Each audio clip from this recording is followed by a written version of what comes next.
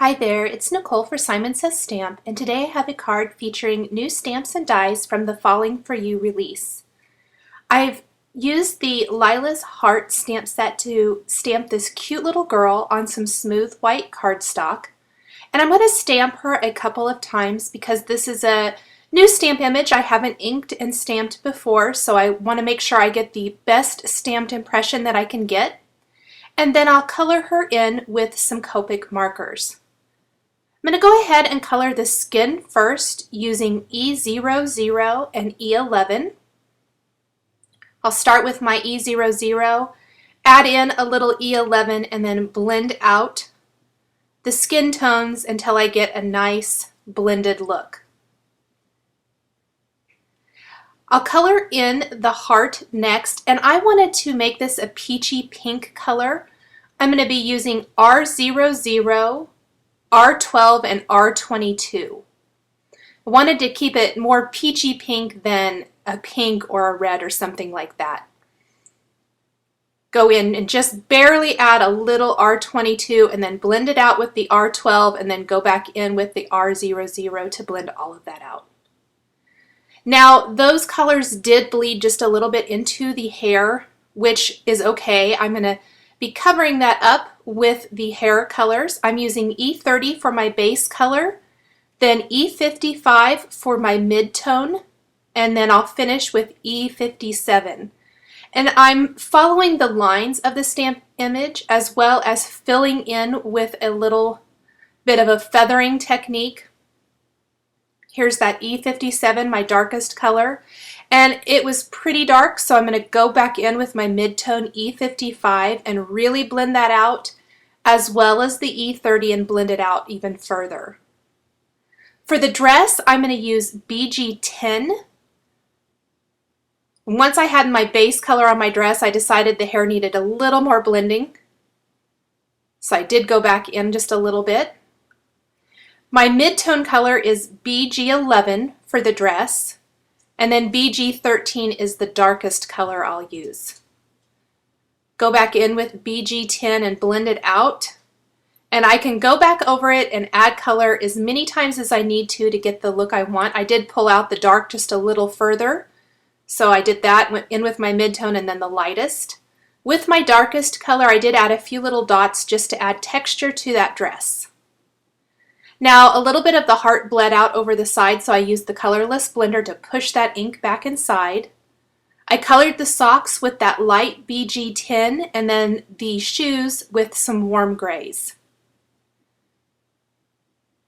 Again, the dress bled just a tiny bit, so I pushed that ink back inside the stamped line with the colorless blender and used BG13 to add some texture to the socks. For the heart she's holding, I went over that with the Wink of Stella clear glitter brush pen. And I noticed that a little bit of my E57 in the hair had gotten into the heart, so I did go back over it a little bit with my R22 and R12. I'll take the coordinating die for this stamp set and use Post-it tape to hold that in place and then die cut that. And I can set that aside for a second while I work on the rest of the card.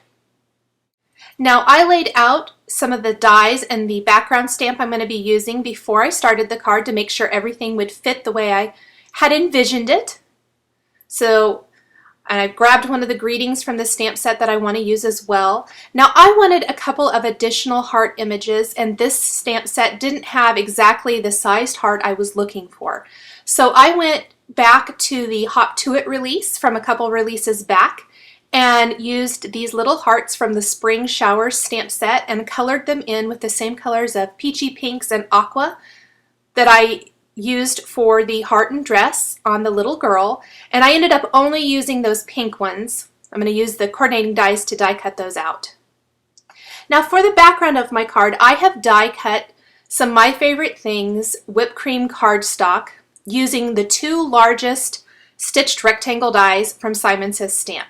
And on the inside solid piece, I am going to use the Misti stamping tool to ink up the new Falling Hearts stamp, background stamp, with the Delicata Golden Glitz ink and stamp that heart background. The Misti just works great for these big stamps like this that you probably don't have a block that size for, and you get a nice, even stamped impression. Now the greeting was a long, skinny greeting, and it didn't really work with the design of my card. So I did take that greeting and cut apart each word and then stack them one on top of another. And I'll pick all of them up at one time with an acrylic block and stamp my greeting with some Simon Says Stamp black ink. I've also die cut some clouds using the Simon Says Stamp flat bottom clouds dies from vellum and smooth white cardstock. Those are going to go along the bottom of that rectangle heart background. Go ahead and attach these right here along the bottom. I'll attach the white one first and then one of the vellum clouds. Kind of tuck it back behind the white one. And I'm going to finish with the more skinny, narrow vellum cloud on the front. I'm using little dots of zig glue to attach that just along the bottom so I can kind of hide that adhesive, and using an acrylic block, something heavy, to hold that in place while the glue dries. I'll go ahead and attach the girl die cut standing in the clouds. Once that glue's dry, I'm going to flip over my scene and trim off any of those excess clouds. And there's what it's kind of look like with the frame that I die cut at the same time as I die cut the background. I'm using the quick stick tool and the zig glue pen to add little dots of glue right below the greeting, and that's where I'll attach both of these little hearts. I'm going to kind of overlay one over the other. The quick stick tool makes it easy for small little embellishments like this. Now I die cut 2 additional frames from whipped cream cardstock, and you could maybe use foam adhesive if you would rather, but I really wanted the frame to have more of a presence, to look like it's framing up my card. So I'm going to lay that frame down and attach my background right where it needs to go, and then I'm going to add a thin line of glue and place my first layer down.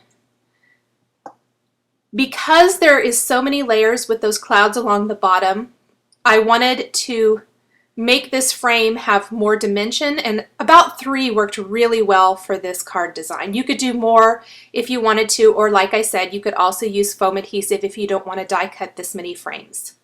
I'll add this third one in place, and my card is all finished.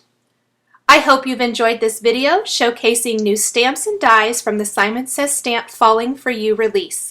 The supplies I've used are listed and linked below the video on YouTube. Thanks for watching, and we'll catch you next time.